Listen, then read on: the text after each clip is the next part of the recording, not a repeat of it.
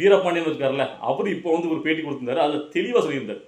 அதாவது நாங்க 2 2 6 சீட் வச்சிருக்கோம். ஆனா அதை விட 108 தொகுதிகள் ஜெயிச்ச அந்த கட்சியில இருந்தானே அமைச்சர்லாம் அவங்க இடம்பெறணும். அதான உண்மையான ஜனநாயகம். இல்ல நாம வந்து முதல்லயே பார்த்தீங்கன்னா அவங்க கூட ஆரம்பத்திலேயே சேர்ந்திருந்து அவங்க கொள்கைகளை ஏத்துக்கிட்டு நம்ம மக்களிடையே போய் பிரச்சாரம் பண்ணி அப்படி ஜெயிச்சிருந்து நம்ம முதல்ல பேசி வச்சு நம்ம இருந்து நம்ம இப்ப அமைச்சர்ல போனா அது உண்மையான ஜனநாயகம். ஆனா இப்ப நம்ம ஆதரவு கேட்டு நம்மகிட்ட வந்திருக்காங்க. அதுக்காக நம்ம வந்து அமைச்சர்ல பங்கேற்கிறது சரியானதா இருக்காதுல்ல அப்படின்னு அவர் தெளிவடிச்சாருங்க அந்த மனுஷன். நான் உண்மையிலேயே பார்த்தீங்கன்னா பரவாயில்லையா அப்படின்னு உண்மையிலேயே பிரமிச்சு போயிட்டேன்.